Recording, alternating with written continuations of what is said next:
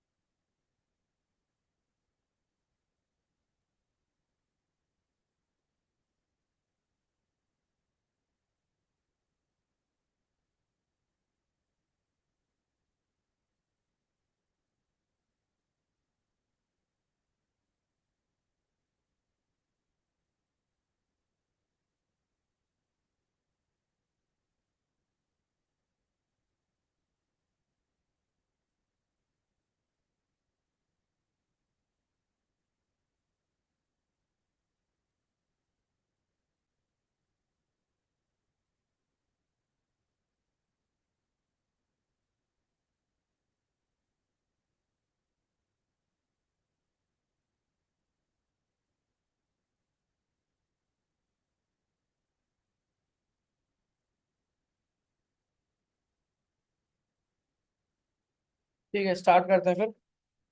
तो अ, हमने last class में फॉर्म्स के बारे में पढ़ा था कि फॉर्म्स क्या होते हैं। फिर हमने एक्शन के थ्रू एक नॉर्मल कनेक्शन देखा था कि एक पेज से दूसरे पेज में फॉर्म्स कैसे कनेक्ट करते हैं। तो हमारे कुछ फॉर्म्स के और टाइप रह गए थे, तो आज वही देखेंगे हम। कौन सा? अच्छा, तो होम से चालू हो। देखो, हमने सिंपल पेज में कुछ नहीं करा है। एक्शन एक वो एट्रीब्यूट है जो ये कहता है कि अगर उस फॉर्म में सबसे पहली चीज बटन होनी चाहिए, और वो बटन सबमिट टाइप का होना चाहिए। अगर वो बटन सबमिट होता है तो वो सबमिट में क्या काम करेगा? ये एक्शन वाला काम करेगा। क्या? हाँ, इनपुट इनपुट वाला सबमिट टाइप भी लगा सकते हो और बटन के थ्रू भी लगा सकते हो, दोनों काम एक है, कोई डिफरेंस नहीं है। बट हाँ, वो टाइप सबमिट होना चाहिए, चाहे इनपुट के थ्रू टाइप सबमिट हो या बटन के थ्रू टाइप सबमिट हो। तो वो जो भी सबमिट करोगे वो आपका एक्शन वाला काम करेगा। तो मेरे पे दो बटन है, एक लॉग इन बटन है, एक साइन अप बटन है। लॉग इन बटन के एक्शन में मैंने क्या लिखा? Log in dot H T M L. Sign up button के एच टी एम एल में क्या लिखा? Sign up dot H T M L. Obvious ही बात है। हाँ, ऑर्डर में लास्ट में लिख रहे हो ना। ऑर्डर में लास्ट में से पेमेंट करते तो पेमेंट पे नाउ नीचे होता है ना अपने आप। पहले तो पे नाउ नहीं कर सकते, वो डिपेंड होता है अपनी वेबसाइट्स पर। बट वो ऑब्वियसली बात सबसे लास्ट में करोगे आप जब लास्ट में डिफाइन कर रहे हो ना ऑर्डर में, तो अपने आप लास्ट में ही जाएगा वो, फॉर्मेट के हिसाब से। ठीक है। फिर फिर हमने देखा क्या, साइन अप वाले उसमें हमने साइन अप की डिटेल डाली कि फुल नेम का डब्बा बना दिया, यूजर नेम का डब्बा बना दिया, एज का बना दिया, ईमेल, फोटो। ठीक है, ईमेल, फोटो, पासवर्ड, री एंटर पासवर्ड, ये सबका हमने नॉर्मल एक वो बना दिया। फिर हमने दोबारा एक बटन लिए जिसमें एक टाइप दिया सबमिट, एक टाइप दिया रीसेट। अब रीसेट टाइप का कुछ काम नहीं है, बस एक काम है कि जो भी डिटेल डाला उसको रीसेट कर देना। और सबमिट का काम क्या है कि जो भी उस फॉर्म में आपने, जिस फॉर्म के अंदर आपने सबमिट को डाला है बटन को, उस फॉर्म का जो भी एक्शन होगा वो आपका परफॉर्म होगा। तो जैसे ही मेरा अकाउंट क्रिएट हो जाएगा तो मैं अकाउंट क्रिएट वाले पेज में चला जाऊंगा। बट वहां मैंने क्या बोला कि दोबारा लॉग इन करो। तो जो वही लॉगिन बटन बना रखा है, सबमिट, अगर सबमिट क्लिक करा तो सबमिट पे क्या हो जाएगा? Login HTML. फिर लॉगिन एचटीएमएल पे दोबारा, अगर वही ये दो तरीके हैं, अगर अकाउंट नहीं है तो साइन अप कर लो, और अगर है अकाउंट तो ईमेल आईडी पासवर्ड डालकर, और जो भी उस वही सबमिट सेम आ गया, सबमिट करके दोबारा आपका कहाँ चला जाए? अकाउंट लॉगिन पर, और हमारे यहाँ पे अकाउंट लॉगिन हो जाएगा। ठीक है।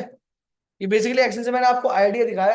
बट एट द एंड जो हम करते हैं वो थोड़ा U H T T P N सबके थ्रू होता है कनेक्शन। बट हाँ, ऑलमोस्ट कहानी यही होती है। ठीक है, आया समझ में? चलो, अब जब हमने बात करी थी फॉर्म्स की, हमारे कुछ फॉर्म्स रह गए थे। कौन कौन से? Checkbox, radio and option select वाला। तो मैं फॉर्म्स पर वापस आया, तो मैंने बोला, ये नई फाइल ले ली, forms two dot H T M L. मैंने यहाँ पे क्या बोला कि अगर आपको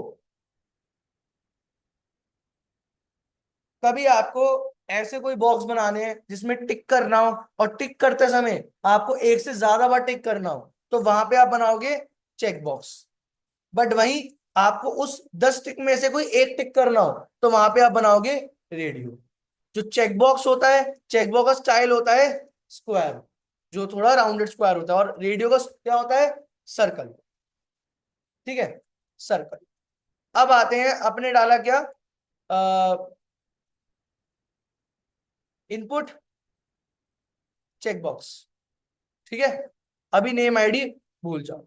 अब मैंने एक चीज सिखाई थी, अगर मुझे किसी डब्बे का टेक्स्ट बनाना है तो किस में बनाते हैं, कौन से टैग में बनाते हैं, डब्बे का टेक्स्ट पार्ट जो होता है किस में बनाते हैं, अरे इनपुट में तो डब्बा बनता है, उसके ऊपर एक और टैग बनाया था मैं, लेबल।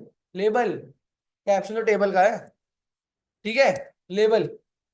अब लेबल मैंने यहाँ पे फॉर एग्जांपल एक मैंने बनाया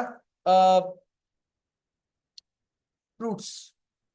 ठीक है, तो फ्रूट्स में मैंने पहले उसका नाम डाला मैंगो, और यहाँ पे लिख दिया कंटेंट को मैंगो।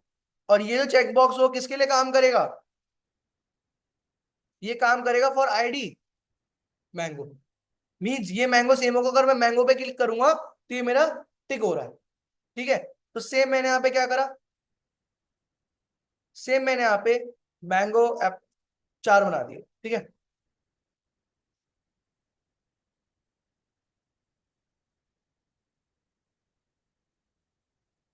ठीक है, मैंगो यहाँ डाला मैंने, एप्पल यहाँ डाला मैंने, एप्पल और यहाँ डाला मैंने एप्पल। फिर यहाँ डाला मैंने ऑरेंज, यहाँ डाला मैंने ऑरेंज, यहाँ डाला ऑरेंज। फिर यहाँ डाला मैंने ग्रेप्स, यहाँ डाला मैंने ग्रेप्स, और यहाँ डाला मैंने कॉपी करके पेस्ट ग्रेप्स। मैं सेव करा। अब देखो एक टाइम पे मल्टीपल टिक कर सकता हूँ, ऐसा नहीं है कि मैं जो बोल रहा हूँ कि एक टाइम पे एक क्लिक करना है, आप इसको भी बना सकते हो। ठीक है, इसमें वो चीज डाल सकते हो, बट बोला क्या जाता है, जब आपको एक टाइम में मल्टीपल टिक करने हो तब आप चेक बॉक्स बनाते हो, जब एक टाइम पे एक टिक करना हो तब आप रेडियो बनाते हो। तो चेक बॉक्स में हमने क्या देखा, एक टाइम पे मल्टीपल टिक आप कर पा रहे हो। ठीक है, अगर यही सिनेरियो सब सेम हो और मुझे बनाना हो रेडियो, तो मैंने यहाँ पे क्या करा, पहले एक एचआर टैग दिया, और मैंने यही चीज कॉपी करके मैंने यहाँ पे पेस्ट कर दिया, और यहाँ पे चेक बॉक्स ने क्या लिख दिया, रेडियो, रेडियो, रेडियो, रेडियो। ठीक है, अब एक बात बताओ ये क्यों हो रहा है, क्योंकि रेडियो के लेबल अलग है, तो मुझे यहाँ पे लिखना पड़ेगा mango one, mango one, Apple one, Apple one, orange one, orange one, grapes one, grapes one. तो अब ये क्या होगा, अलग अलग काम करेंगे। बट मैंने बोला रेडियो, वो तो वो हो रहा है, एक साथ हो रहा है। मुझे एक जगह में पे 4 हैं, उनमें से कोई हर टाइम पे एक में एक सेलेक्ट करना है, तो मैं इसमें क्या कर दूंगा, इनमें एक बना दूंगा कॉमन पेरेंट। अगर आप एक कॉमन पेरेंट दिया, जैसे फॉर एग्जांपल मैंने कॉमन पेरेंट दे दिया फ्रूट्स, मैंने एक कॉमन पेरेंट नाम क्या दे दिया, वीडियो रिकॉर्डिंग हो रही है ना,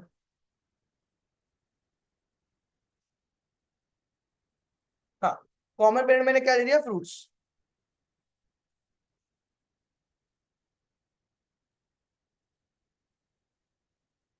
ठीक है, और फ्रूट देने के बाद मेरे यहाँ पर मैंने एक चाइल्ड बना दिए, मैंगो, ऑरेंज, आपका ग्रेप्स और एप्पल।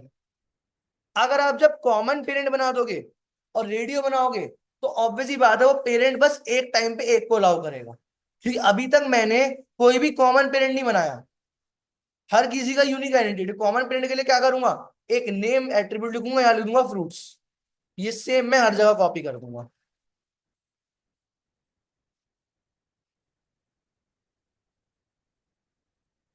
अब अगर मैं टिक करूंगा, ये देखो, रेडियो कहता है अगर आपके कॉमन पेरेंट होंगे, कॉमन पेरेंट देने के बाद आपने कॉमन पेरेंट सबको फ्रूट दे दिया, तो अब इन चारों में से एक टाइम पे कोई एक ही सिलेक्ट होगा। ठीक है, आया समझ में नेम का काम। अब अगर एक परसेंट मैंने क्या कर दिया, एक इसको बना दिया फ्रूट वन, अब क्या फंक्शनैलिटी होगी, अब फंक्शनैलिटी होगी ग्रेप तो सिलेक्ट हो जाएगा, बाकी इन तीनों में से कोई एक सिलेक्ट होगा।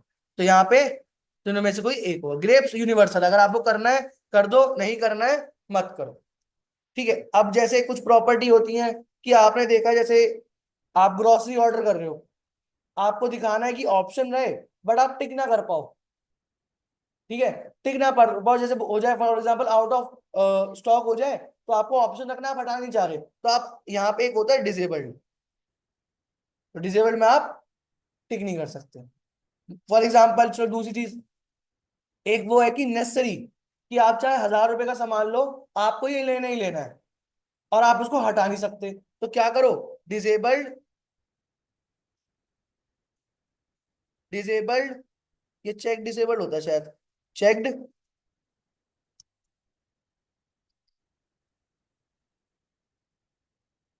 चेक्ड मीन्स चेक्ड है, डिसेबल मीन डिसेबल है, मतलब आपको ये सिलेक्ट ही करना है, ये रखना ही रखना है, आपके पास कोई ऑप्शन नहीं है।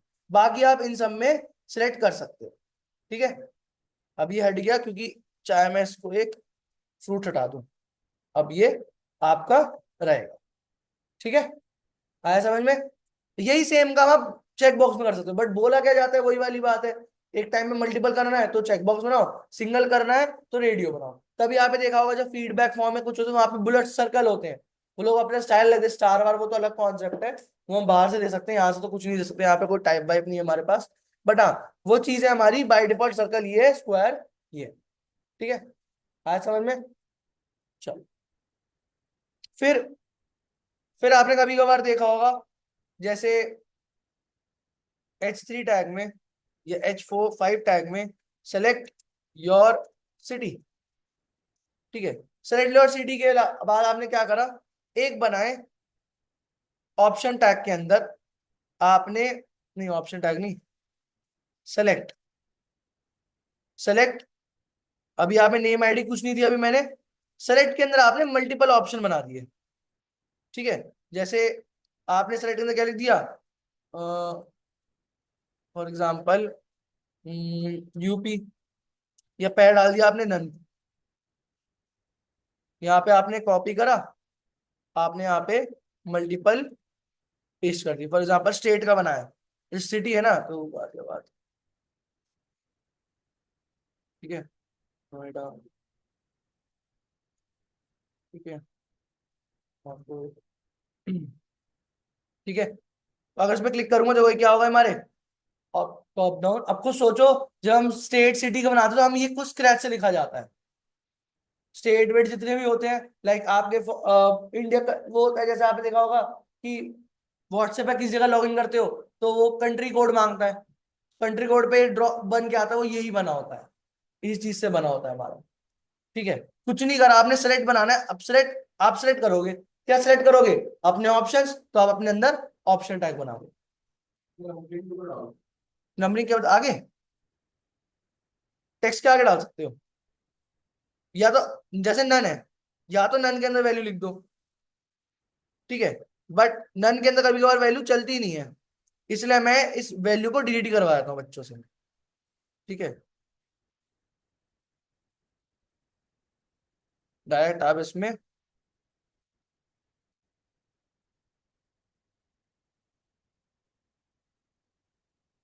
ठीक है, तो आपकी वही चीज, सेम चीज रह जाए, ऐसे आप इसमें डाल सकते हो और अपने उसके बाद डेटा आपका वो चला जाए। ठीक है, और वही बात, इसमें तो आपको कुछ कॉन्सेप्ट है भी नहीं, लाइक आपको अगर वो करना हो, लाइक लेबल की जरूरत नहीं है, लेबल की, सिंपल ऐसे ही बनता है हमारा। ये मैंने हेडिंग से डाली इसके लिए। ठीक है, मैंने इसके लिए हेडिंग डाली थी, उसके बाद रेडियो देख लिया, चेकबॉक्स देख लिया। ठीक है, फिर आता है हमारे पास रेंज, इनपुट, रेंज। रेंज का मतलब क्या है, एक वॉल्यूम बार बन के आ जाएगा। ठीक है, अगर आप इसमें अपने हिसाब से minimum minimum size, minimum length for example 20, maximum length 200 for example, step 30, मतलब मिनिमम 20 रहेगा, मैक्सिमम 200 जा सकता है, और जब बढ़ेगा 30 30 के स्टेप से बढ़ेगा। जैसे आपने देखा होगा, जब आप नॉर्मल ऑडियो बढ़ाते हो तो आपकी नॉर्मल बढ़ जाएगी, बट जब आप कीबोर्ड्स पर, तो आपको 10 10 सेकंड स्टेप बढ़ता है, तो वहां पे 10 10 सेकंड स्टेप लगा रखा होगा कि जब भी एरो की क्लिक हो तो वो 10 स्टेप आगे बढ़ा दिया, पीछे बढ़ा दिया, तो ये क्या हुआ, अब देखो 30 30 स्टेप से देखो आगे बढ़ रहा है, 20, ऐसे करके आपका वो प्रिंट होगा। ठीक है, ऐसे आप उसमें मिनिमम मैक्सिमम ये स्टेप आप दे सकते हो। ठीक है, आया समझ में? रेंज को हम मैंने मतलब मैंने कैसे मतलब नंबर नंबर टाइप, जैसे में नंबर लिखना हो तो वो जावास्क्रिप्ट से टाइप। हाँ वो जावास्क्रिप्ट, कि आप यहाँ पे बता दो सेट इनिशियल्स और सेट फाइनल, और आप उसमें बता दो कि जैसे ही वो मूव करे उस हिसाब से आपका नंबर भी अपग्रेड डिक्रीज होता रहे, ठीक है। यहाँ बस हम फॉर्मेट करते हैं जो भी लगता है कि हाँ अपना लॉजिक, तो लॉजिक बिल्डिंग हमारी सारी जावास्क्रिप्ट में हो, ठीक है। यहाँ तक क्लियर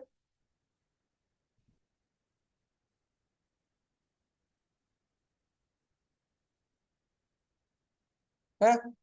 कोई डाउट फॉर्म्स में किसी को? हमें फॉर्म्स में क्या देखा कि सिंपल यूजर नेम के लिए हम टेक्स्ट लिखते हैं, नंबर के लिए टाइप नंबर लिखते हैं, पासवर्ड के लिए टाइप पासवर्ड, फिर ईमेल का ईमेल है हमारे पास, ठीक है। फिर हमने फाइल के बारे में पढ़ा, कलर है, अपॉइंटमेंट वाला जो अगर बनाना हो डेट टाइम लोकल, फिर हमारे पास रेडियो चेक बॉक्स, रेंज और ऑप्शन सेलेक्ट बार वाला। फिर टेक्स्ट एरिया बाद हमने उस दिन कर ही लिया था। फिर टेक्स्ट एरिया क्या करता है, जैसे फीडबैक फॉर्म वाला होता है हमारे पास, तो फीडबैक फॉर्म में जो हमारा बॉक्स बनता है इससे ही बनता है। तो मैंने जो आपको आउटपुट भेजे थे, ये वो जो मैंने आपको होमवर्क दिया था इसमें आ गया, कुछ चेक बॉक्स है, अच्छा भेजी नहीं क्या मैंने, चलो मैं भेज दूंगा अभी। तो उसमें जो हमारे पास चेक दो तीन है, उन दो तीनों में रेडियो वेडियो था, इसलिए मैं उस टाइम में भेजा नहीं था आपको, कि मैं 12:30 वाले में पढ़े होंगे शायद।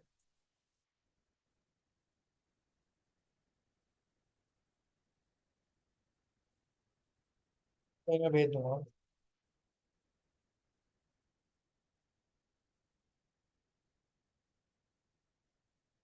हम्म,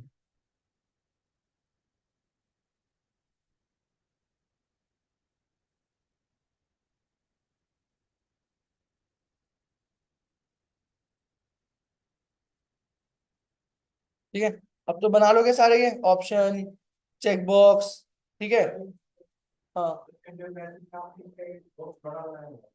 किसमें, कहाँ पे कहाँ पे कहाँ पे?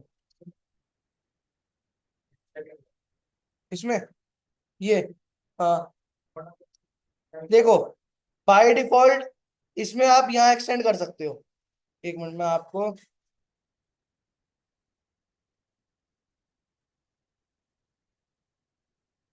बाय डिफॉल्ट आप यहाँ एक्सटेंड खुद कर सकते हो, बट आगे जाके हम इसको ब्लॉक कर देते हैं और खुद साइज देते हैं। तो खुद साइज देने के लिए आप क्या करो, रो इस पर आओ, यहाँ पे एक होता है हमारे पास रो, कितनी रोज देनी है, कितने कॉलम्स देने हैं, तो कॉलम दे दो। आपने लिखा 10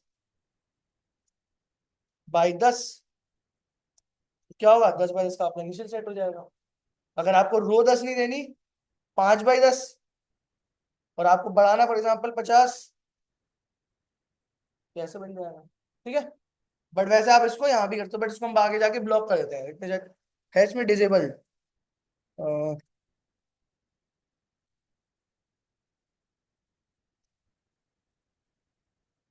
डिजेबल्ड तो हट ही जाएगा वो। चेंज होल्ड नहीं, तो हम अलग से ले सकते हैं बाहर से, ठीक है। आया समझ में? यहाँ तक क्लियर है सबको? चलो, तो फिर वर्ड्स के लिए लिमिट देना होता है। क्या क्या क्या? वर्ड्स का लिमिट देना हो कि इतने वर्ड्स उसमें लिख सकते हैं। नहीं ऐसे तो देखो होगा क्या ना, देखो जैसे वो तो आप फिर इसमें एक अलग से लेबल देके दे लो, या प्लेस होल्डर दे दो, या ऊपर लेबल दे दो कि एक्सप्रेस योर इन 200 वर्ड्स, और बाकी वो उस बॉक्स के हिसाब से, क्योंकि होता क्या बॉक्स में आप जैसे कंटेंट लिखोगे ना, वो बॉक्स के बाहर जाने लग जाएगा, एक लिमिट तक ये आपके उस बॉक्स में रहेगा। एक मिनट दिखाता हूँ, ये जैसे मैंने इसको भी छोटा कर दिया, तो अब मैं इसके अंदर लिखा जब, तो वो एक टाइम पे दिखेगा, उसके बाद वो एज स्क्रॉल करता रहेगा, ठीक है। और करता रहेगा बिकॉज आपका जो साइज और रो के हिसाब से वो एडजस्ट करता रहेगा, ठीक है। और जैसे इसको आप एक्सपैंड करोगे वैसे वैसे आपका ये काम करे। जैसे वर्ड लिमिट है इसके अंदर, एक मिनट देखता हूँ, मुझे आइडिया नहीं, वर्ड लिमिट, वर्ड या लिमिट नहीं है, नहीं लगा सकते, ठीक है। वो आप खुद बाय सेल दे सकते हो। वो अगर आपको लगना है कि वो कैरेक्टर बाय कैरेक्टर लेके चलना है, कि हाँ इतने कैरेक्टर बाद वो फुल हो जाए, जैसे हमारे कुछ कुछ चीजों में माइनस होने लग जाता है कि 125 वर्ड्स अलाउड है, तो वो जावास्क्रिप्ट से कर सकते हो कि वो एक कैरेक्टर स्ट्रिंग के थ्रू कैलकुलेट करेगा, जैसी इफ करेक्ट स्ट्रिंग की लेंथ 125 तक हुई, वो ब्लॉक कर दे, ब्रेक कर देगा, और उससे पहले जैसी कैरेक्टर ऐड हो रहा है वहीं पे उस कैरेक्टर की स्ट्रिंग के उसको डिक्रीमेंट करते रहो, तो वो हमारा होता रहेगा। इसको तो हम आपको देख लेंगे बाद में, इसको कोई वो नहीं है। फिर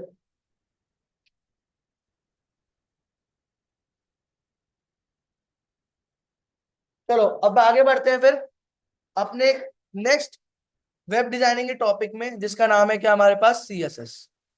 ठीक है, ठीक है। अब सीएसएस अब एचटीएमएल सीएसएस के साथ यूज होगी। अब हमने बेसिक जो फॉर्मेटिंग होता सीख लिया, अब हम एचटीएमएल को कलरिंग, स्टाइल, बॉर्डर, बॉक्स, ये कैसे बनता है वो सब देखेंगे। ठीक है, यूज तो एचटीएमएल होगी, ऐसा नहीं है ये नहीं यूज होगी। अब सीएसएस क्या है हमारा, कैस्केडिंग स्टाइलिंग शीट। कैस्केडिंग का मतलब ऑलमोस्ट आपको एंड में पता चल पाएगा। ठीक है, स्टाइलिंग का मतलब क्या है, स्टाइल प्रोवाइड करना इन अ शीट। ठीक है, तो स्टाइल कैसे कैसे, कलर, एनिमेशन, ट्रांजिशन, एडजस्टमेंट, मतलब ये बहुत सी प्रॉपर्टी है जो चीज आपकी वेबसाइट को अट्रैक्टिव या यूजर फ्रेंडली बनाए, जो आपकी वेबसाइट को अट्रैक्टिव या यूजर फ्रेंडली बनाए, तो वो क्या होता है हमारा, वो हमारा सारा पार्ट सीएसएस में आता है। जो दिखने में लगती है कि हाँ अच्छी लग रही है ऐसा करके, तो वो हमारा वहीं आ सकता है। अब सीएसएस को यूज कैसे करते हैं, हम सीएस को लिखते कैसे हैं, H1। H1 क्या है हमारा, हेडिंग टैग। मतलब मैं यहाँ पे सीएस में सेलेक्ट कर रहा हूं कि जो मेरा H1 है, H1 के ब्रैकेट ओपन करा, तो H1 क्या हुआ मेरा, सेलेक्टर, कि किस जगह पे प्रॉपर्टी डालनी है। फिर मैंने बोला कलर, ये कलर मतलब एक प्रॉपर्टी जो आपके टेक्स्ट के कलर को चेंज करता है, तो उसने बोला कौन से कलर की प्रॉपर्टी डालनी है, फिर उस प्रॉपर्टी की वैल्यू क्या होगी। ठीक है, मतलब आपने एक ये तरीका है जो हम आगे जाके यूज करेंगे, कि आपने H1 लिखा कि किस जगह पे काम कर रहे हैं, कौन सी जगह काम, कौन सी चीज करनी है, उस चीज की क्या वैल्यू करनी है। अगर बैकग्राउंड कलर दिया तो बैकग्राउंड कलर, कलर दिया, बॉर्डर दिया, बॉर्डर, वैल्यू, ऐसे करते करते करते आपकी प्रॉपर्टी वैल्यू लगती है। बट किस पर, सिलेक्टर पर। और कहां पे, हमेशा ब्रैकेट के बाद, कि ये आपने सेलेक्ट करा, उसके बाद आपने कलर प्रॉपर्टी अप्लाई कर दी।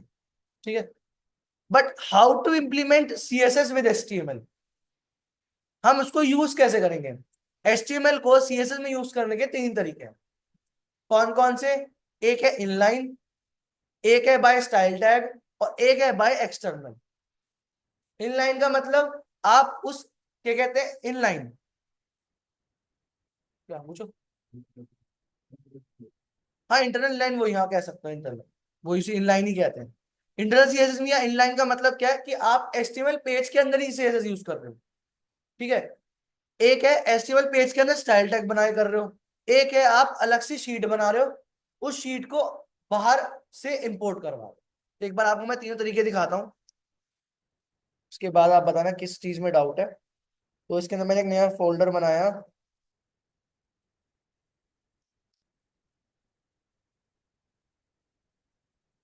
मैंने एक नई फाइल ली। फॉर एग्जाम्पल मैंने यहाँ पे क्या लिखा, इंडेक्स डॉट,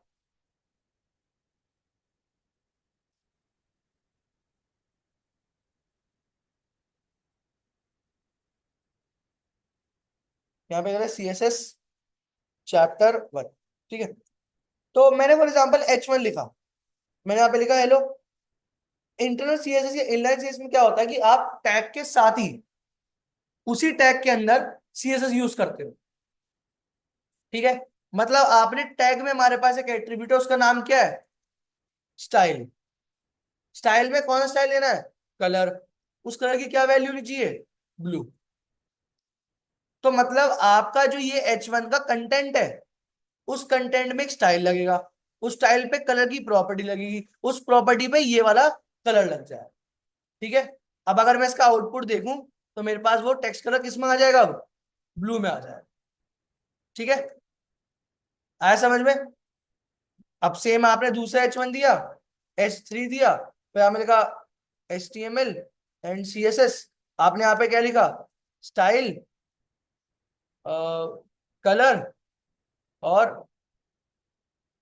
ब्राउन, तो आपका क्या हो जाएगा, ब्राउन कलर आ जाएगा। अब ये बेकार क्यों है, कुछ कुछ चीजों के लिए ठीक है, बट ऑब्वियसली बात है, ऐसा नहीं हम एक किसी जगह पे एक या दो प्रॉपर्टी लिखेंगे। सीएस की बहुत प्रॉपर्टी जाती है, सात सात दस दस पंद्रह पंद्रह एक एक सेलेक्टर पे हो जाती है। अगर मैं दस दस सात सात प्रॉपर्टी डालूं, तो मुझे दिक्कत क्रिएट हो सकती है, क्योंकि यहाँ पे बहुत मेसी बन जाएगा कोड में, जो मुझे दिखने में भी समझ में नहीं आएगा। दूसरा, अब अगर एक बात बताओ, अगर मुझे यही H1 की प्रॉपर्टी, यही कलर, बट डिफरेंट कंटेंट में डालनी हो, तो मेरे पास बस एक ही तरीका है कि मैं H1 को बनाऊं, उसके अंदर कंटेंट डालूं, उसके अंदर स्टाइल टैग लिखूं, और मेरे पास कोई शॉर्टकट नहीं है। या तो मैं कॉपी पेस्ट करूं, फिर यहाँ पे कंटेंट चेंज करूं, बट मेरे पास कंटेंट लिखा हुआ है और मैं बस स्टाइल एक बार डालना चाहता हूं, तो उस चीज के लिए हमारे पास क्या आया, स्टाइल टैग। इनलाइन में हमने क्या देखा कि जो प्रॉपर्टी आप उस टैग के अंदर ही लिखते हो, उसे हम कहते हैं इनलाइन सीएसएस या इंटरनल सीएसएस। एक होती है कि आपने यही सेम काम बस क्या करा, जो अभी मैंने आपको एक फॉर्मेट बताया था ये वाला, कि सेलेक्टर, कलर, प्रॉपर्टी। अब हम जो स्टाइल टैग बोल लो या एक्सटर्नल फाइल बोल लो, दोनों में यही फॉर्मेट में सीएसएस प्रॉपर्टी डालते हैं। ठीक है, कैसे? आपने बॉडी टैग के जस्ट नीचे एक खोला स्टाइल टैग, अब जो भी आपको सीएसएस करनी है यूज उस एचटीएमएल पर, आप इसके अंदर उस फॉर्मेट के हिसाब से लिखते रहोगे। मैंने यहाँ पे फॉर एग्जांपल क्या बनाया, मैंने एक H1 हेडिंग बनाई, दिस इज ए सीएसएस, और पैराग्राफ में पैराग्राफ टैग बनाया, CSS is a cascading cascading styling sheet. ठीक है, अब मुझे H1 में प्रॉपर्टी डालनी है, पी पे भी डालनी है, मुझे कोई स्टाइल टैग डिफाइन नहीं करना उसके अंदर। मैंने एक स्टाइल टैग यहाँ डिफाइन कर दिया, अब मुझे प्रॉपर्टी लिखनी है क्या, H1 ब्रैकेट ओपन। ये H1 क्या हुआ मेरा, सिलेक्टर, कि किस जगह पे प्रॉपर्टी लगनी है। मैंने यहाँ पे क्या लिखा, कलर वाइट, और बैकग्राउंड कलर ब्लैक। ठीक है, बैकग्राउंड कलर से उस टैग का बैकग्राउंड कलर आ जाता है, नॉर्मल कलर से टेक्स्ट कलर आ जाता है। ठीक है, अब यही मुझे और प्रॉपर्टी भी यूज करनी हो, मैंने पी लिखा, फिर यहाँ पे मैंने कलर ग्रीन,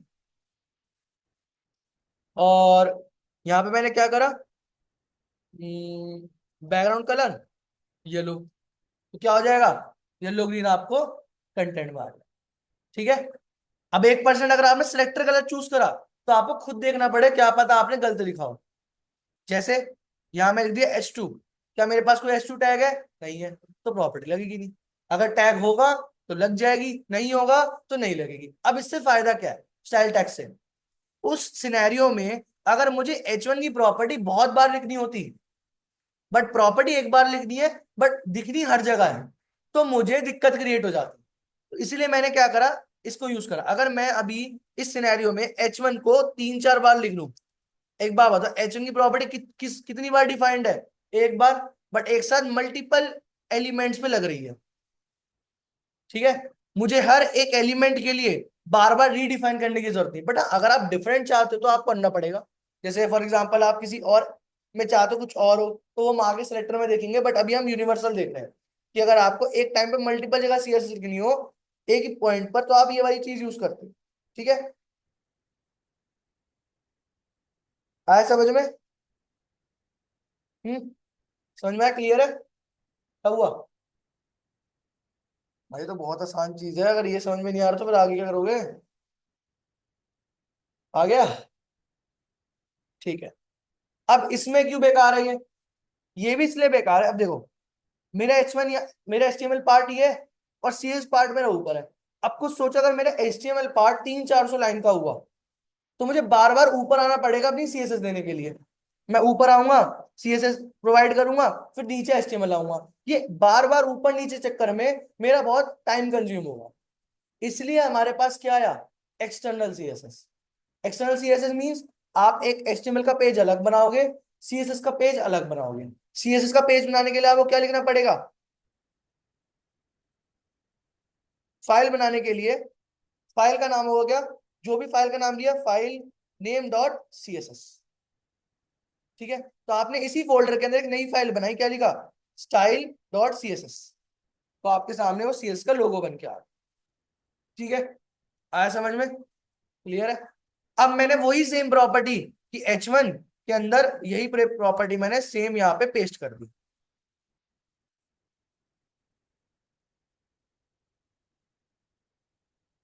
ठीक है, बट प्रॉपर्टी दिखी क्यों नहीं? क्योंकि मैंने उसको लिंक नहीं करा।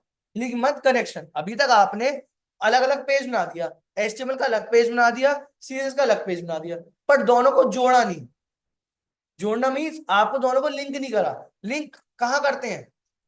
एक बात याद करो, जब मैं स्टार्टिंग में आपको एक वेबसाइट का आइडिया दिया था तो मैंने उस वेबसाइट का हेड टैग डिलीट करा था। हेड टैग क्यों डिलीट करता? क्योंकि हेड टैग के अंदर ही उस वेबसाइट की सीएसएस का इंप्लीमेंटेशन होता है। एट द एंड फाइल तो अलग बनती है, बट जो लिंक होती है फाइल, वो आपकी हेड टैग के अंदर लिंक होती है। ठीक है? तो लिंक करने के लिए क्या करेंगे, कहाँ करेंगे? जस्ट टाइटल टैग के नीचे, पर हेड टैग के अंदर कहीं भी कर लो, बट आदत डालो टाइटल के नीचे करने की। लिंक लिखा, लिंक करते एंटर कर दिया। आरईएल मतलब रिलेशन, स्टाइल शीट मतलब मुझे मुझे रिलेशन बनाना स्टाइल शीट से, रेफरेंस मतलब उस फाइल का नाम। मैंने यहाँ पे क्या लिखा? Style dot C S S. आ गई प्रॉपर्टी। अब इससे फायदा क्या हुआ? एचटीएमएल कोड यहां करते रहो और सीएसएस कोड यहां कर दो, जो आपके लिए बेस्ट ऑप्शन है। फाइल अलग बनेगी, बट ठीक है, कोई दिक्कत नहीं है। आपको समझने के लिए, आपके प्रोजेक्ट बेस्ड लर्निंग के लिए बेस्ट रहेगा, बिकॉज आपको बार बार ऊपर नीचे करने की जरूरत नहीं। ठीक है? बहुत ऐसे चांस होते हैं कि हम इनलाइन करें। हम स्टाइल टैग तो ना के बराबर करते हैं, अगर करना होता है हम एक्सटर्नली करते हैं। और या तो इनलाइन करेंगे तो नॉर्मल रहेगा, और स्टाइल टैग करेंगे तो हमारा अलग से रहेगा। क्लियर है? करेक्ट समझ में आया? इनलाइन, स्टाइल टैग और एक्सटर्नल। ठीक है? प्रॉपर्टी बहुत आएंगी, धीरे धीरे याद हो जाएंगी इस प्रॉपर्टी का नाम क्या है, इस प्रॉपर्टी का काम क्या है, but at the end connection बहुत इंपॉर्टेंट है। ठीक है? आया समझ में? आगे बढ़े है? ठीक है। तो अब हमारे पास आती है जो आखिरी टॉपिक है, टेक्स्ट अलाइन की प्रॉपर्टीज। ठीक है? टेक्स्ट अलाइन की प्रॉपर्टीज क्या? अगर मेरे पास टेक्स्ट है, उसको एडजस्ट करने की हमारे पास 7 तरीके की प्रॉपर्टी। ठीक है? Text align, text decoration, font weight, font size, letter spacing, line height और फॉन्ट फैमिली। सब नाम से डिफरेंशिएटेड है, बस थोड़ा आपको देखना। ठीक है? सब बहुत आसान है। तो मैंने अभी क्या करा, मैंने इसके अंदर एक फोल्डर खोला और क्या लिखा मैंने, one dot intro plus text properties. ठीक है? और इस फाइल को मैंने उस फोल्डर के अंदर अटैच कर दिया। ठीक है?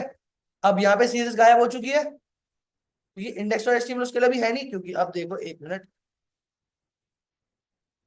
ये मेरी प्रॉपर्टी अब भी आ गई। ठीक है? अब मैं इस पेज को एक रीसेट करके 100 पिक्सल पे कर दे रहा हूँ। एंड यहाँ पर अब मैं एक एचटीएमएल के अंदर एक पार्ट लिखूंगा क्या, एक लिखूंगा हेडिंग H1 के अंदर, टेक्स्ट प्रॉपर्टीज। और दूसरा मैं एक पैराग्राफ टैग बनाऊंगा जिसके अंदर बहुत सारा टेक्स्ट लिख दूंगा। ठीक है? तो मैं आउटपुट में आऊंगा तो मेरे पास एक ये चीज बन के आ जाएगी, बट अभी मुझे सब चीजें हटानी है। तो मैंने क्या करा, इसको अभी मैंने कमेंट कर दिया, तो मेरी प्रॉपर्टी क्या हो गई, गायब हो गई। ठीक है? यहां तक क्लियर है? ये तो बना लोगे, आसान है।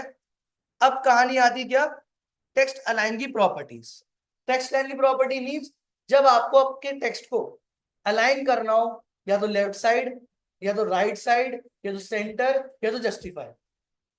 लेफ्ट का मतलब पता होगा, लेफ्ट साइड शिफ्ट कर देना, जो बाय डिफॉल्ट लेफ्ट ही होता है, बिकॉज हम लोग English language left to right से चालू होती है। फिर ठीक है, राइट पूरा राइट की तरफ शिफ्ट कर देना, सेंटर सेंटर में आ जाना। जस्टिफाई क्या करता है, पहले मैं आपको लेफ्ट राइट दिखाता हूं। तो अगर मैंने यहाँ पे क्या लिखा, किसके अंदर प्रॉपर्टी है वो, एक H1 के अंदर। तो मैंने यहाँ पे क्या लिखा, टेक्स्ट अलाइन। क्या लिखा, टेक्स्ट अलाइन। क्या लिखा मैंने, लेफ्ट। बाय डिफॉल्ट तो लेफ्ट में ही है, कुछ फर्क नहीं पड़ेगा। मैंने कहा राइट, तो मेरा कंटेंट का क्या हो जाएगा, राइट में शिफ्ट हो जाएगा। मैंने करा सेंटर, क्या हो जाएगा, कंटेंट सेंटर में शिफ्ट हो जाएगा। अब जस्टिफाई के लिए मैंने क्या करा, पैराग्राफ टैग में डाला।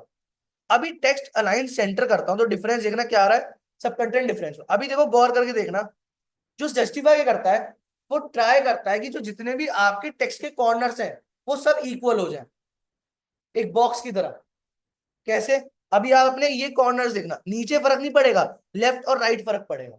अभी इस चीज को देखना, इस वाले पार्ट को और इस वाले पार्ट को। मैं कोड में आया, मैंने यहां पर क्या लिखा, जस्टिफाई। ये हमारे एकदम प्रॉपर एज टू एज हो गए। कैसे हुए? उसने बीच में मिनिमम स्पेस देना चालू किया, जितना मिनिमम पॉसिबल था। अब देखो इसमें पॉसिबल तो है नहीं, ये तो टेक्स्ट बहुत अलग दिखता है, स्पेस ही। तो जितना पॉसिबल हो पाया उसने उसको एज टू एज में कन्वर्ट कर दिया। ठीक है, समझ में टेक्स्ट एंड प्रॉपर्टी? क्या आप लेफ्ट करने के लिए लेफ्ट करते हो, राइट के लिए राइट, सेंटर के लिए सेंटर, और अगर एज टू एज कवर करना है तो जस्टिफाई। क्लियर है? आसान है। चलो, सेकंड चीज, text decoration. Decoration means underline, overline, line through. जैसे आपने यहाँ पे क्या लिखा, यहाँ पे लिखा आपने टेक्स्ट डेकोरेशन अंडरलाइन। अंडरलाइन में क्या होगा, एक लाइन बन के आ जाए। ठीक है, अगर आपको बीच में चाहिए लाइन तो लाइन थ्रू, अगर ऊपर चाहिए लाइन तो क्या लिख दोगे, ओवरलाइन। ठीक है, आया समझ में? क्लियर है? चलो, अब आप बोलोगे सर ये तो ब्लैक कलर आ रहा है, मुझे कलर चेंज करना है। तो हमारे पास उस लाइन का कलर भी चेंज कर सकते हैं और स्टाइल भी चेंज कर सकते हैं। स्टाइल मींस अगर कलर थोड़ा डॉटेड में चाहिए, डैश चाहिए, वेवी चाहिए, ये सॉलिड बाय डिफॉल्ट सॉलिड होता है, तो आप स्टाइल लिख सकते हो। अगर आपको कलर चाहिए तो आप नॉर्मल कलर लिख दो। मींस आप कैसे लिखो, ओवरलाइन, वेवी, ब्लू, आप कहीं भी लिख दो, ये तीन ही लिखी जाएंगी। ठीक है, आगे पीछे भी लिख सकते हो। अगर आपने blue wavy overline, blue overline wavy ऐसे लिख दोगे कोई दिक्कत नहीं आएगी, वो अपने आप समझ जाएगा। नहीं, जैसे अगर आप ट्राई कर लो, मैं दिखाता हूं आपको। अंडरलाइन, डॉटेड और येलो, तो लास्ट प्रॉपर्टी होगी। इसका मतलब होता है कैस्केडिंग। कैस्केडिंग का कहानी की मतलब ये है कि जो भी लेटेस्ट अपडेट होगा सीएसएस के अंदर वही अप्लाई होगा। अब खुद देखो इस सिनेरियो में, ये अपडेट हुआ, ये अपडेट हुआ, लेटेस्ट अपडेट कौन सा है, ये वाला, तो ये चीज दिखेगी। ठीक है, ठीक है। अब अगर इसमें देखूंगा तो मेरे पास ऊपर आ गया। अगर मैं इसको ऊपर आगे पीछे लिखूं, लाइक अंडर, आगे पीछे कैसे लिखूं, डैश्ड, अंडरलाइन, येलो या ग्रीन, क्या हो जाएगा, अंडरलाइन डैश्ड ग्रीन। ठीक है, आया समझ में? ऊपर नीचे का बस तीन ही प्रॉपर्टी होती है इसमें। या तो आप उस लाइन का स्टाइल, उस लाइन का कलर, उस लाइन की पोजीशन। पोजीशन तीन है, ऊपर, बीच में, सबसे नीचे। स्टाइल कौन से, डैश, डॉटेड, वेवी, अंडरलाइन। एक होता है हमारे पास एक और, डबल। डबल कैसे होता है, डबल लाइन आ जाती है। डबल लाइन में क्या है? ठीक है, अब एक प्रॉपर्टी याद रखना। एक चीज बताओ, थोड़ा गेस करना कि आ जाए तो बढ़िया, नहीं तो मैं बता ही दूंगा। एंकर टैग है गूगल, www.google.com। अभी मैं कुछ नहीं कर रहा, मैं बस आपको दिखा रहा हूँ। अगर ये गूगल है, ये गूगल का मैं अंडरलाइन हटा सकता हूँ? कैसे? वो नहीं पता। देखो एक बात बताओ, ये अंडरलाइन क्या है मेरे लिए, टेक्स्ट डेकोरेशन। अगर मेरे पास किसी भी जगह पे अंडरलाइन बाय डिफॉल्ट आ भी जाता है, उसको हटाने के लिए अगर मैं टेक्स्ट डेकोरेशन को नन कर दूं तो अंडरलाइन हट जाएगी, बट काम उसका वही रहेगा। कैसे? मैं कोड पर आया, यहां पर आया, सिलेक्टर क्या सिलेक्ट करूंगा, ए, क्या लिखा, टेक्स्ट डेकोरेशन नन, हट गया, बट काम वो रहेगा। तो कभी किसी चीज में अंडरलाइन हटाना हो तो टेक्स्ट नन दे देंगे, अगर लगाना हो तो आपके पास प्रॉपर्टी है डबल, मतलब स्टाइल, अंडरलाइन मतलब पोजीशन, कलर जो भी आप लेना चाहते हो। कलर बाय डिफॉल्ट आप यहां से भी ड्रैग करके ले सकते हो। ठीक है, ये नहीं कि नाम ही चलेंगे, आपको अगर कोई कस्टमाइज कलर बनाना अपने हिसाब से, कस्टमाइज कलर बना के आप वो अपलोड कर सकते हो। ठीक है, आया समझ में? इसका आप, हाँ, कलर ग्रीन। ठीक है, चलो, तो clear, align property, decoration property. अब एक होता है फॉन्ट वेट। अब देखो डिफरेंस बिटवीन फॉन्ट वेट और फॉन्ट साइज में क्या होता है। फॉन्ट वेट का मतलब क्या है? थिकनेस बढ़ना। जैसे फोन है, फोन क्या हुआ, चाहे फोन पतला छोटा सा हो, बट कवर लग के क्या होता है, वेट बढ़ जाता है, थिकनेस बढ़ जाती है। साइज फोन का वही रहता है, ठीक है। तो वही फॉन्ट वेट करता है, साइज वही रहेगा, बट उसकी आउटर बॉडी का जो बॉर्डर कह सकते हो या वेट कह सकते हो, ऊपर ऊपर का पार्ट बढ़ जाता है, ठीक है। तो मैंने यहाँ पे क्या लिखा, फॉर एग्जाम्पल यहाँ पर आया पैराग्राफ टैग में क्या लिख दिया, फॉन्ट वेट।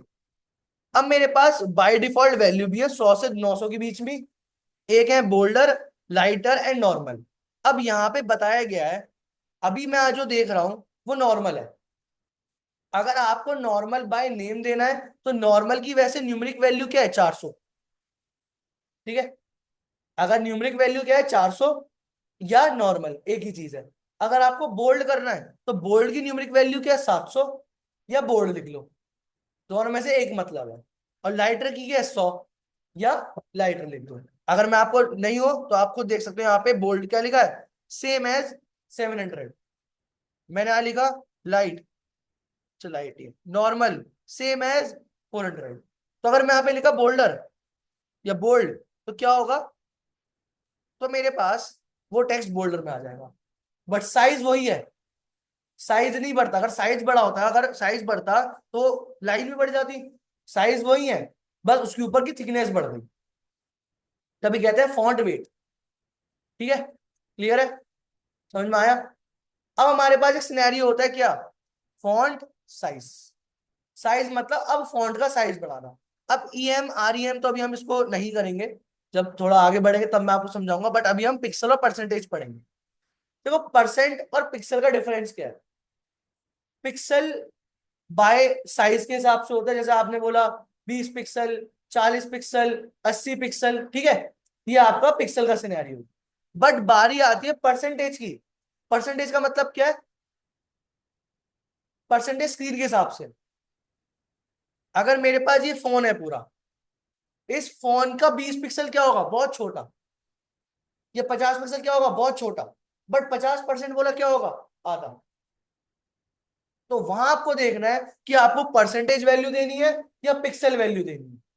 अगर मैं अभी सिनेरियो में आपको आइडिया दिलाता हूं, मैंने अभी यहाँ पे फॉन्ट वेट कर दिया का कमेंट, मैंने यहाँ पे क्या लिखा, फॉन्ट साइज 20 पिक्सल, तो 20 पिक्सल उससे बड़ा। बट अगर मैं वही बोलूं 20%, 20% क्यों नहीं, अब जब एक मिनट अब चीज देखना, मेरी स्क्रीन का साइज 100% है, तो ये जो फॉन्ट है ना, उस 100% का 20% है। बट अगर इसी स्क्रीन साइज पे मैं क्या दे दूं, 20 पिक्सल, तो क्या हो जाएगा, अरे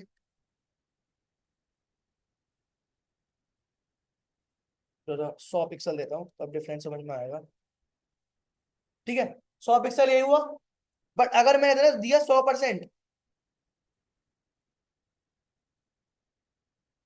यही बराबर हो, क्योंकि 100% क्यों बराबर होगा, क्योंकि स्क्रीन का साइज क्या है, 100%। अगर 90 करा, 90%, 80, 75, 60, ऐसे आपका काम करता रहेगा, ठीक है।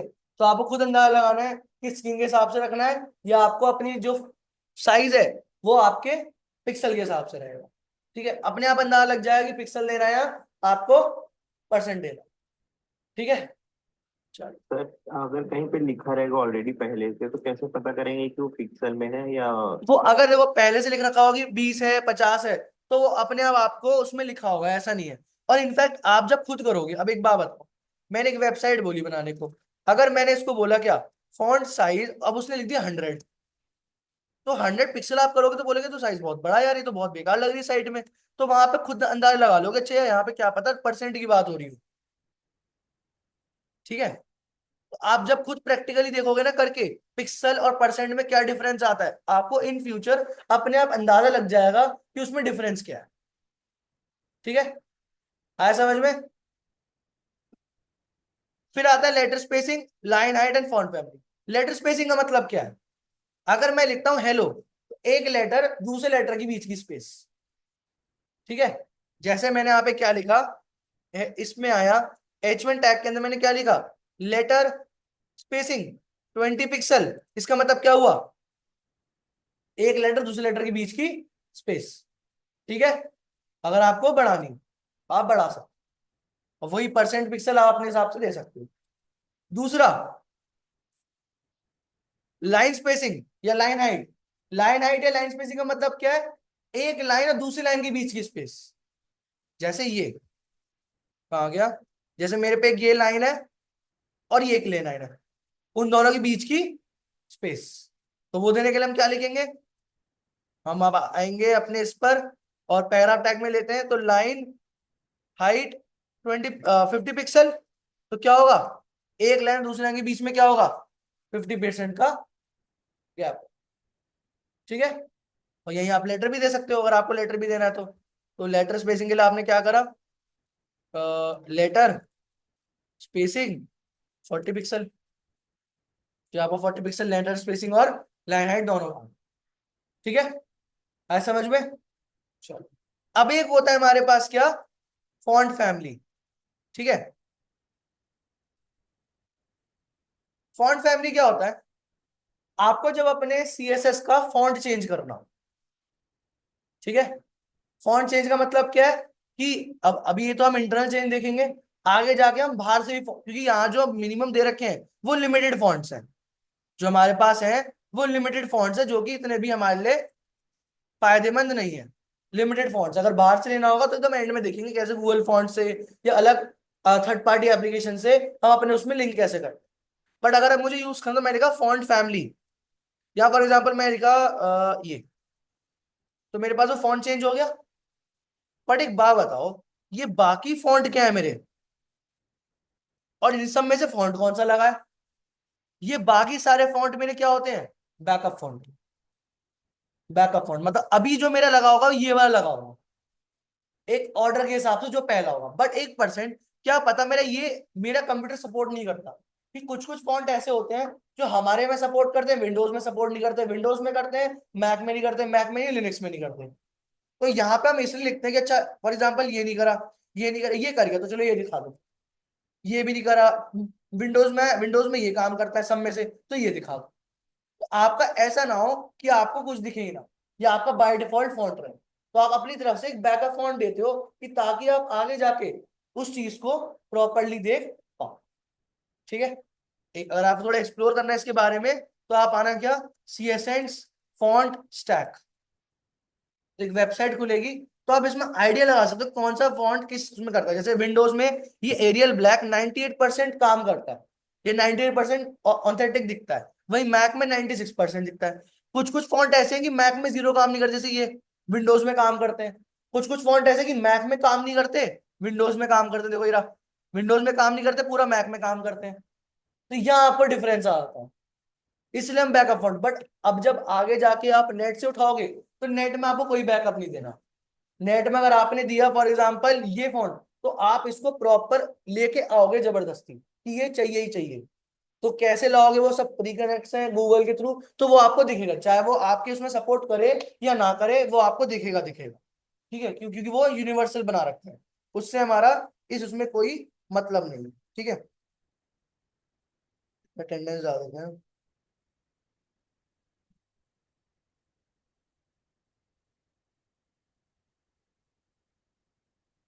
देवेंद्र है, प्रशांत है, छवि है, यश ऑनलाइन है, योगेश है, कुशांत है, दिनेश दिनेश है, काश है, मनस है, फिर है तो नहीं क्या, हितेश, सीमा, सीमा।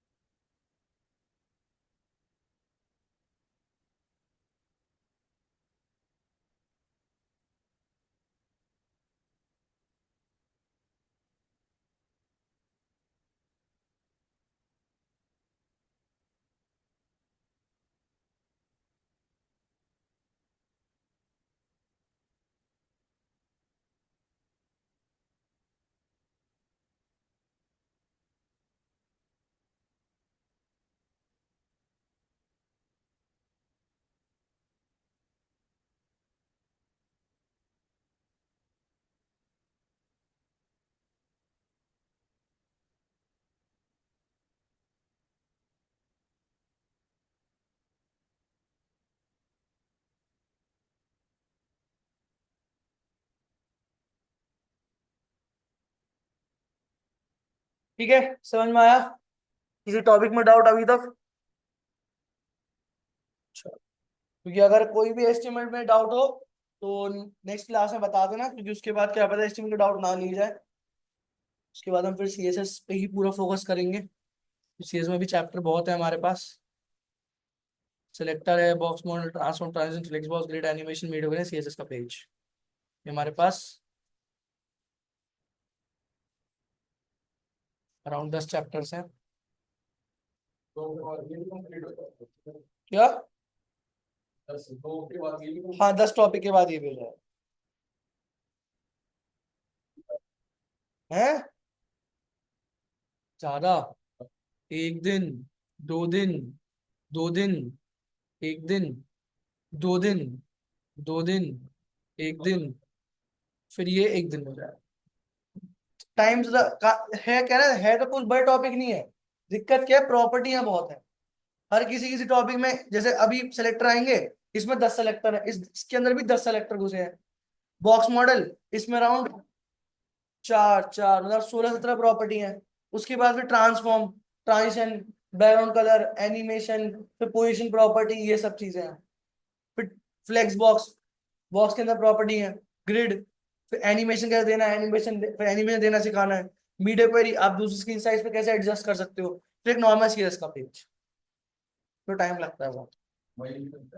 और देखो अराउंड 22-25 क्लास तो लगती हैं total, total end to end. Average लेके चल रहा हूँ, 22-25 क्लास तो मेरे अब तक गए हैं सारे। और जो टाइम लगता है वो सीएसएस में लगता है, वो जावास्क्रिप्ट में लगता है।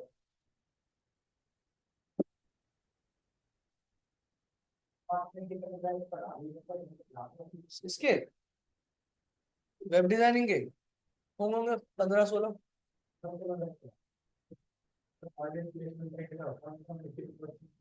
तो वेब डिजाइनिंग का तो नहीं मुझे पता, बट जैसे ओवरऑल अकेला वेब डिजाइनिंग उतना कोई वैल्यू नहीं रखता ना। अगर आप थोड़ा जैसे जैसे कोर्स पे डिपेंड करा, जैसे जावा फुल स्टैक हो गया, तो जावा में बैक एंड बहुत मैटर करता है एज अ फ्रंट एंड के लिए, क्योंकि फ्रंट एंड में तो आप यूआई है, बट आप जब अपनी प्रॉपर सर्विसेज और फंक्शनलिटी दिखाओगे तो वैल्यूएबल होता है। पाइथन का बस मैं कोर करा, तो जो एडवांस पाइथन है वो और कोई करा। जैसे मैं बस जावा फुल स्टैक लेता हूँ, जो जावा फुल स्टैक वाले हैं वो मेरे से। और फिर सी सी प्लस, जो लोग सी सी प्लस प्लस वाले हैं, फिर हमारे डीएसए है जावा के साथ, जावा और सी सी प्लस डीएसए है। फिर ग्राफिक डिजाइनिंग है, लाइक फोटोशॉप, इलस्ट्रेटर, ये सब।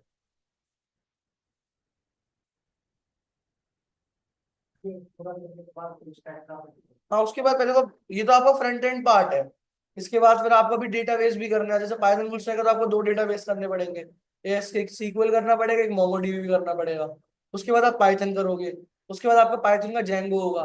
जेंगो के बाद आपका स्टैट्स होगा। उसके बाद आप थोड़ा पूरा आपका, तब जाके फुल स्टैक कंप्लीट होगा। एज अ फ्रेशर देखो, एज अ फ्रेशर देखो, कहीं जाओ, कहीं भी जाओ, चाहे यहाँ से लो कहीं भी लो, 3-4-5 तो एज अ फ्रेशर ही है। 3-4 तो मिल जाता है। 3-4 ही दे पाता कोई, फ्रेशर से ज्यादा कोई नहीं देता स्टार्टिंग। हाँ, कहीं ना कहीं। इंटर्नशिप में तो यार देखो, ये तो आप इंटर्नशिप तो पूरी ढूंढनी पड़ती है। पेड भी होती है, अनपेड भी। देखो अगर अनपेड हुई बट काम अच्छा हुआ तो आपकी प्लेसमेंट में बेटर होता है। हाँ, कंपनी टू कंपनी मैटर करता है। कुछ की जैसे अगर अच्छी इंटर्नशिप रही तो वो आपका काम अच्छा कर देता है, जो नहीं हुई तो दिक्कत क्रिएट करता है। ऐसा है। या प्लेसमेंट उसी इंटर्नशिप नहीं कराते। यहाँ पे कंपनीज आती हैं, वो एक उस प्लेस के लिए होता है, इंटर्नशिप नहीं होती।